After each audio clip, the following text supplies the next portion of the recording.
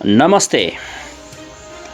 Lok Sewa collection च्यानलमा म तपाईहरूलाई हार्दिक स्वागत गर्दछु। भरत ओली।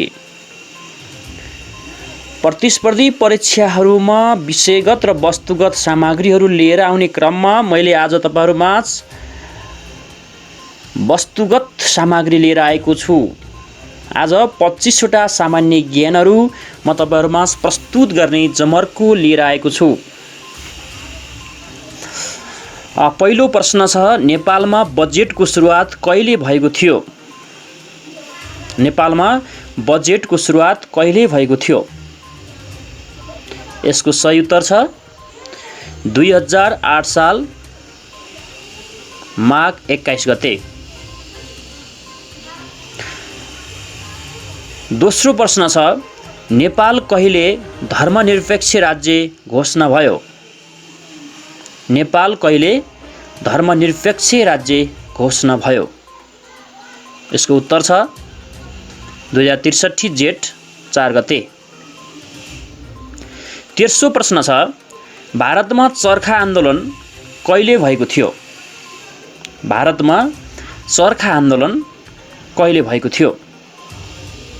उत्तर छ सन् 1920 मा। चौथो प्रश्न छ, उच्च अदालतका मुख्य न्यायाधीशको उमेर हद कति वर्ष रहेको छ? उच्च अदालतका मुख्य न्यायाधीशको उमेर हद कति वर्षको छ? उत्तर छ 63 वर्ष। सर्वोच्च अदालतको चाहिँ 65 हुन्छ। पाँचौं प्रश्न छ, नेपाल कहिले संयुक्त राष्ट्र सङ्घ सुरक्षा परिषदको अस्थायी सदस्य भएको थियो? नेपाल कहिले संयुक्त राष्ट्र सङ्घको सुरक्षा परिषद सदस्य भएको थियो? नेपाल 2 पटक सदस्य भएको छ, सन् 1979 र 1988 मा। छैटौं प्रश्न छ, प्रसिद्ध कृति द इमाइल का लेखक को हुन्? उत्तर छ जीन ज्याक रुसो। उनी स्विजरल्यान्डका नागरिक थिए। सातौं प्रश्न छ, नेपाल भ्रमणमा आउने पहिलो संयुक्त राष्ट्र सङ्घका महासचिव को हुन्? यसको उत्तर छ उत्थान्त। आठौं प्रश्न छ, सार्कको शिखर बैठकमा भाग लिने पहिलो नेपाली प्रधानमन्त्री को हुन्? सार्कको शिखर बैठकमा भाग लिने पहिलो नेपाली प्रधानमन्त्री को हुन्? खास पहिला चाहिँ नि सक्रिय राजा हुँदाखेरि चाहिँ राजा वीरेन्द्रले भाग लिने गरेका थिए। त्यसकारण पहिलो प्रधानमन्त्री चाहिँ कृष्णप्रसाद भट्टराई हुन्। 2047 सालमा बहुदलीय व्यवस्था आइसकेपछि मात्रै उनले भाग लिनुभएका थिए। त्योभन्दा पहिला जम्मै राजाले भाग लिन्थे। नौं प्रश्न छ, समुद्रको तटबाट कति माइलसम्मको भूभागलाई सामुद्रिक इलाका भनिन्छ? समुद्रको तटबाट कति माइलसम्मको भागलाई सामुद्रिक इलाका भनिन्छ? यसको जवाब छ 12 माइल। अर्को प्रश्न छ 10औं नम्बरमा, नेपाल र चीन बीच कहिले दौत्य सम्बन्ध भयो? नेपाल र चीन बीच दौत्य सम्बन्ध कहिले भयो? यसको जवाब छ 1 अगस्त 1955। 11औं प्रश्न छ, सार्क बडापत्रमा कति धारा छन्? सार्क बडापत्रमा कति धारा छन्? यसको जवाब छ 10 वटा धारा। 12औं प्रश्न छ, नेपालको अन्तरिम संविधान 2063 कति पटक संशोधन भएको थियो?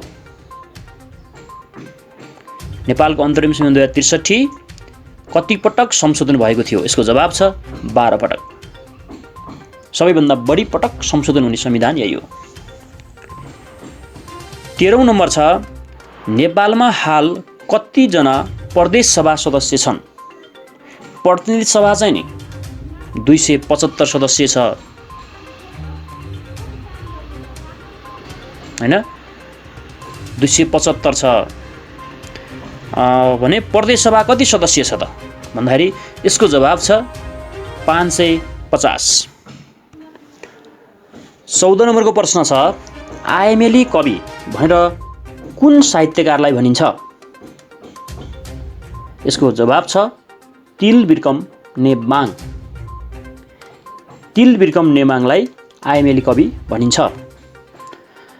15औं प्रश्न छ रक्तकाली मन्दिर कुन जिल्लामा पर्दछ? यसको जवाब छ सुनसरी। 16औं प्रश्न छ भिटामिन सी को कमीले कुन रोग लाग्छ? यसको जवाब छ स्कर्वी। 17 नम्बरको प्रश्न छ नेपालको श्रीलङ्का भनेर कुन ठाउँलाई भनिन्छ?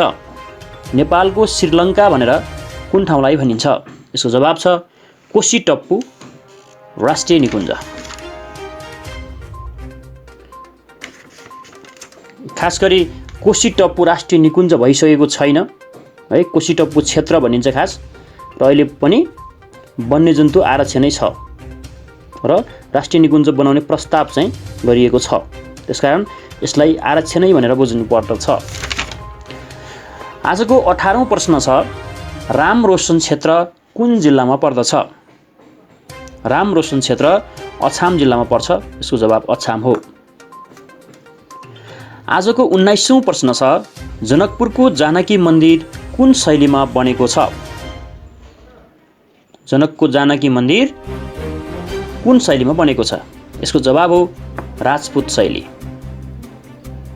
अथवा मुगल शैली पनि भनिन्छ। अर्को प्रश्न छ इन्द्रायणी जात्रा कुन ठाउँमा मनाइन्छ?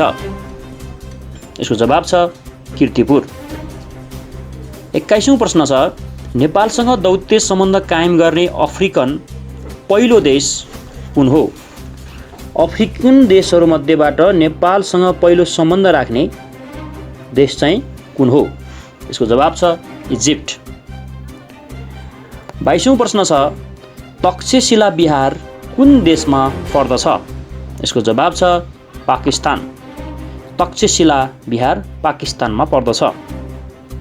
अर्को प्रश्न छ 23औं नम्बर सोयु हिमालको उचाइ कति मिटर छ? यसको जवाब छ 8201 मिटर। 24औं प्रश्न छ गण्डकी नदीको सबैभन्दा ठुलो सहायक नदी कुन हो? यहाँ चाहिँ गण्डकी भन्नाले सप्तगण्डकीलाई बुझ्नु पर्दछ। सप्तगण्डकी नदीको सबैभन्दा ठुलो सहायक नदी कुन हो? यसको जवाब छ काली गण्डकी। आजको अन्तिम प्रश्न छ 25 नम्बरको प्रश्न रूप्से झरना कुन जिल्लामा पर्दछ? यसको जवाब छ मुस्ताङ। यसरी हामीले आज 25 वटा वस्तुगत प्रश्नहरू प्रस्तुत गरेका छौँ। आशा छ तपाईहरुलाई यसबाट फाइदा भयो होला। धन्यवाद।